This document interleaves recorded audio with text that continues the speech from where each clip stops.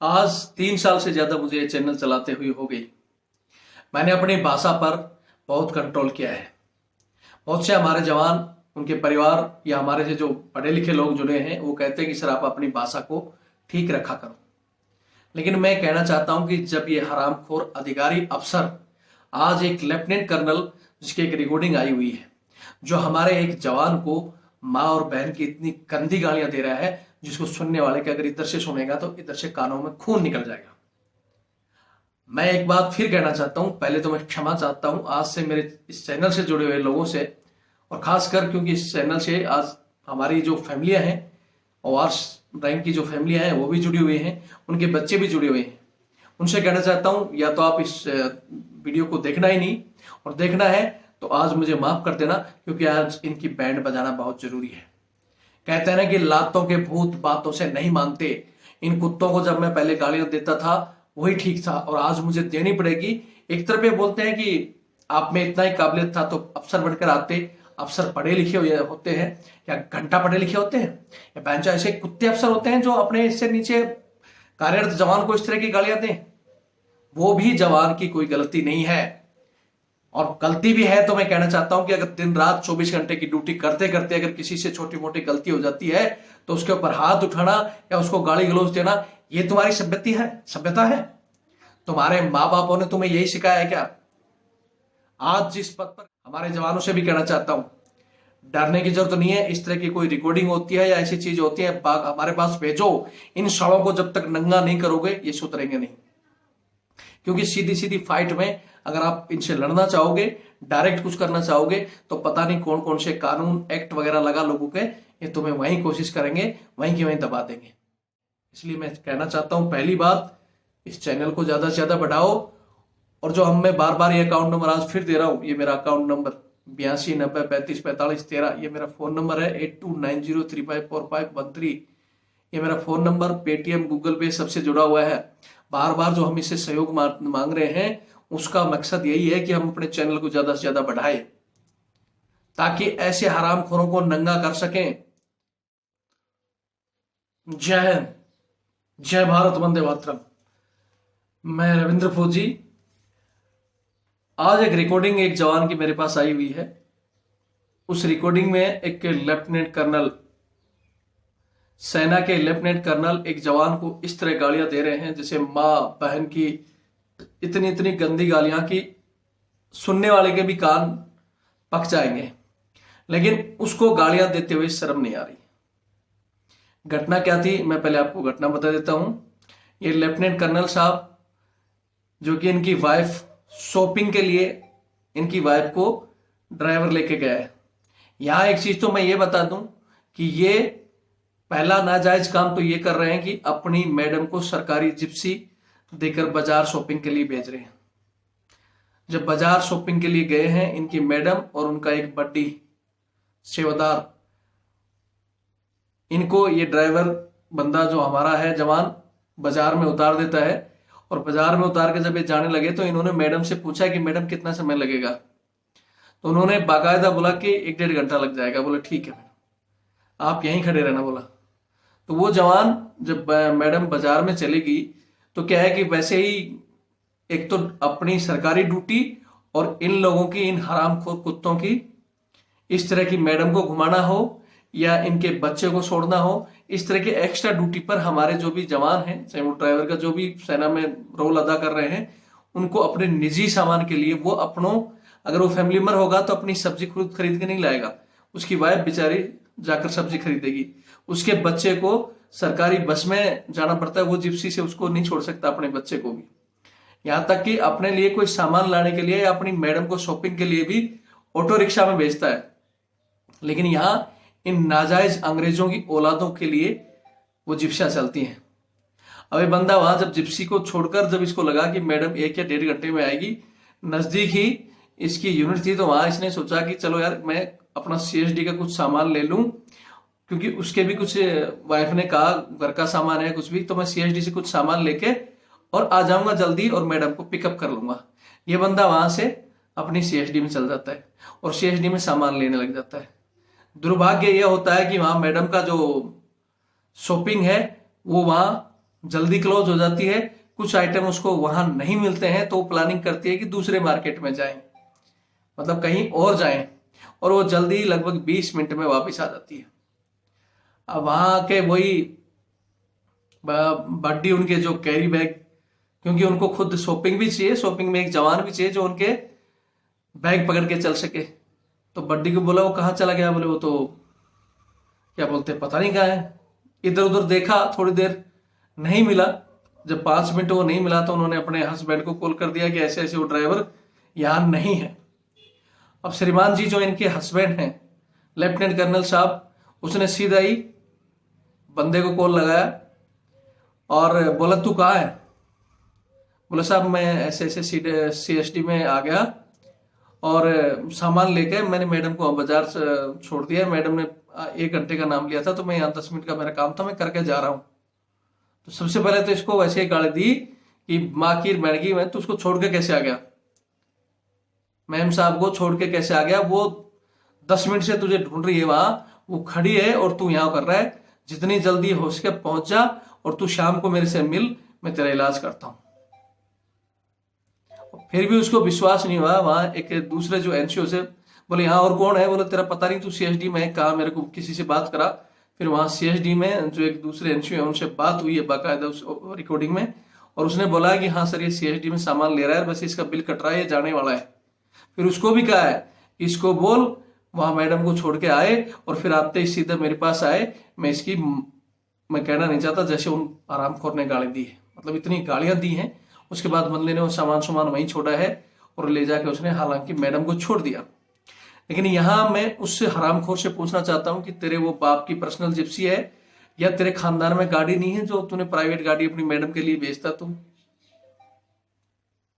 एक तो व्हीकल का मैं misuse, army vehicle only for use अफसर एंड जेसीओ एंड जवान, उनके लिए उनका ड्यूटी भरी जाती है। उसमें लिखा जाता है convince of overs, convince of officers या जेसीओस, जो कि सरकारी ड्यूटी के लिए काम आता है। लेकिन यहाँ ये आरामखोर आधे से ज्यादा जिप्सियों में इनकी मैडमें ही बाजार में घूमती मिलेगी। पूरे देश को पता है, चाहे दिल्ली और बड़े बड़े शहरों में आप देखते होंगे, इनकी मैडमें आराम से गाड़ी में शॉपिंग करती हैं। एक बार मैं काफी दिनों पहले हमारी यूनिट पंजाब में थी, वहां एक बहुत अच्छे एक जेओसी साहब आए थे, मैं उनको सैल्यूट करता हूँ। JJ सिंह जी उनका नाम था, जनरल साहब का। और उन्होंने एक आदेश पारित किया था, आज मुझे अच्छी तरह याद है। उन्होंने आदेश पारित किया था कि अगर किसी भी अफसर की गाड़ी, किसी भी अफसर की वाइफ अगर किसी सरकारी गाड़ी को यूज करते हुए पाई गई किसी भी बाजार में, तो उसकी वहीं की वहीं 20,000 रुपए की, उस समय लगभग 2006-7 के समय 20,000 रुपए की रसीद करती थी। उसी ड्राइवर को उसी टाइम तमा देती थी, जाओ बोला अपने अफसर साहब को दे देना कि तुरंत ये पैसा जमा कर दे। और जब 2-4 की रसीद कटना शुरू हो गई थी, ये साले भूल गए थे कि मैम साहब को गाड़ी से भेज दें। अपनी सारी गाड़ियां इनकी जो कि कवर में पैक करके रखी रहती हैं, वो सारी चल गई थी वहां। तो क्या आज ऐसा कोई जेओसी या जनरल नहीं बैठे जो आदेश पारित करे, या बड़े सारे के सारे अधिकारी सिर्फ और सिर्फ इन नेताओं के पीछे इनको सिर्फ प्रदर्शनी करके, या कभी कोई विमान आ गया उसको दिखाने, और ये काम हो गया कि जनरल साहब के जितने भी हमारे जेओसी वगैरह बैठे हैं वो कभी देखते हैं कि जवानों की हालत क्या है। मैं सलूट करता हूं पहले उन अफसरों को जो कम से कम वो देखते थे। वो जेओसी साहब बाकायदा अपने जवान की ड्रेस धारण करके और कभी भी किसी नोट में छापा मारते थे और जाकर खाने का टेस्ट करते थे। जैसे लंगर में जाकर खड़े हो जाते थे थाली लेके, डांगरी पहन के, सड़े गले कपड़े पहन के कि यार मैं तो वर्किंग से आया हूं, खाना दे कैसा है। और वहां खाना इस हिसाब से चेक करते थे, और जब खराब होता था पूरी यूनिट का उन कुक और उसके सीओ का रेल बना देते थे। ऐसे खाना चेक होता है। यहाँ मैं जो पहले जेओसी आएंगे, मैं ऐसे ऐसे जेओसी भी दिखाऊंगा जो 4-5 दिन पहले बता देते हैं कि साहब जेओसी साहब का विजिट है। वहां बहन जो जवान चूने गेरू कर करके मर जाते हैं, कोई चूना गेरू कर रहा है, कोई कुछ कर रहा है। लेकिन जो हकीकत प्रॉब्लम हो जाती है, A out, bed layout, A1 line हो जाती है, जेओसी साहब वहां से विजिट करते हैं और खाना एक से एक पहले ही बता देता है। लंगरों में किस में पता नहीं, जेओसी साहब कौन से लंगर में विजिट करेंगे। फिर सब कुछ A1 मिलता है और वो कहते हैं कि हाँ जवान तो बहुत अच्छे हैं। अबे मूर्ख हो बहन, जो अगर आना है तो ऐसे छापे मारो बिना किसी को बताए हुए, तब जाकर कुछ बदलेगा। उन्होंने उस समय एक आदेश पारित किया गया था, क्योंकि उनके बहुत से जवान जो उन्होंने बीच में उस समय भी एक हालत हुई थी कि भाई जवानों की लगातार ड्यूटियां क्यों आ रही हैं। मैंने जैसे उस दिन भी बताया था, आर्मी रूल के मुताबिक हफ्ते में एक जवान को 3 दिन रेस्ट चाहिए। 4 दिन ड्यूटी तो 3 दिन उसको रेस्ट मिलना चाहिए। और उसने उस समय हमारे समय ये आदेश पारित किया था कि वो रूल बहुत पुराना है। आज के टाइम में जवान को 1 दिन ड्यूटी तो 2 दिन रेस्ट। रूल के मुताबिक 1 दिन ड्यूटी लगी तो उसके बाद 2 दिन रेस्ट। जवान की चौथे दिन ड्यूटी आनी चाहिए। रेजिमेंटों में छापे मारते थे कि हाँ, अगर कोई जवान, अगर किसी की कंप्लेंट मिल गई कि हाँ लगातार ड्यूटी आ रही, और किया वहां। मैं फिर कहता हूं कि ये जो तानाशाही आप लोग दिखा रहे हो आर्मी की, ये 20-20 जवान जो बड़े अफसर अधिकारी आज लेकर बैठे हो, जवानों को अननेसेसरी वर्किंग बुला रहे हो, सिर्फ ड्रामा दिखाने कर लीपा पोती, और ये पुराने जमाने की जो चीजें आपने चला रखी है, इन जो परंपराओं को बदलो। आज समय के अनुसार चलो। आज दूसरी जितनी भी, चाहे ब्रिटिश आर्मी है, यूएस आर्मी है, फ्रांस आर्मी है, सब में ये अंग्रेजों के जो पुराने रूल, क्योंकि पहले ऑल वर्ल्ड में लगभग अंग्रेजों का शासन था और उन्हीं के पूरे कानून वहां चलते थे। लेकिन आज पूरे वर्ल्ड के अंदर वो सारे अपने अपने सही संविधान के अनुसार अपने अपने कानून लागू हो गए। लेकिन भारत में प्रधानमंत्री जी कोशिश तो कर रहे हैं कि ये चेंज कर दिया, हमने वो चेंज कर दिया। आपकी सेना के अंदर आज भी जवान गुलाम है। आज भी ये लोग जवानों से वही कुत्ता घुमा रहे हैं, जवानों से बड़ा साफ सफाई करवा रहे हैं, मैम साहबों की कच्चे बनियान तक धुला रहे हैं। जवान की हालत आज इतनी बेकार है। अरे बहुत से देशों में अगर जवान का इतना सम्मान है कि सिविल में और फौज के अंदर एक जवान की इतनी इज्जत होती है, क्योंकि वो एक देश का सच्चा रक्षक होता है। ये टेंट में बैठ के जो बड़े बड़े मेडल लगाकर, ये कोई जो फिल्मों में दिखाया जाता है ना, गन पकड़ के लड़ रहे हैं, कोई नहीं लड़ता है। हमारा जैसा जवान ही सेने पर फर्स्ट और लास्ट गोली खाता है। और उसी की हालत आज सिविल में देखो तो सिविल पुलिस मन चाहे जब जवान को अरेस्ट कर लेती है। बाकी जो हमारी रफ्तार और मजबूत हो रही है, और हम चाहते हैं बहुत से, जैसे हमारा एक दिन मेरी एक कर्नल से बात हो रही थी, बोले यार आप पुलिस के भ्रष्टाचार को क्यों नहीं देखते, सिविल में कितना भ्रष्टाचार हो रहा है, उनको उजागर करो, फौज का क्यों कर रहे हो। अब मैंने जिस संस्था की आज बोलते बोल तुम पेंशन ले रहे हो, फलाना कर रहे हो, और फिर भी ये कर रहे हो, मैं पेंशन ले रहा हूं उसी संस्था का, मैं उसी संस्था के नाम से जीता हूं। आज भी मेरे ब्लड के अंदर वही फौजी खून और फौजी नमक है। इसलिए मैं चाहता हूं कि मेरी फौज साफ सुथरी हो, मजबूत हो मेरी फौज। धीरे धीरे जंग लगती जा रही है और आपसी जो भेद बढ़ता जा रहा है, खाई बढ़ती जा रही है, इसका विस्फोट बहुत जल्दी होने वाला है। हम चाहते हैं कि वो विस्फोट ना हो, एक और महासंग्राम पैदा ना हो। उस संग्राम को खत्म करने के लिए, सेना को मजबूत करने के लिए ही इस खाई को हम भरना चाहते हैं। और आप लोगों से भी जो अच्छे अफसर है, मैं उनसे हाथ जोड़कर निवेदन करना चाहता हूं, कम से कम आप इन चीजों में हमारा सहयोग करो, इनको रखो। आप जिस सदी में गुजर रहे हो, आप बंदे आपको पढ़े लिखे चाहिए, काम वही 1857 वाले से कैसे चलेगा काम। वो अंग्रेज थे, अरे उनका राज था, वो तो हम हमें गुलाम समझते थे, इसी हिसाब से गुलामी के काम करवा रहे हो।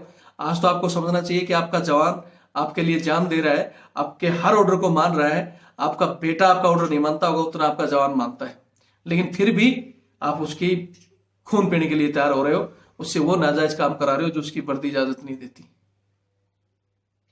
मैं ज्यादा कुछ नहीं कहना चाहता।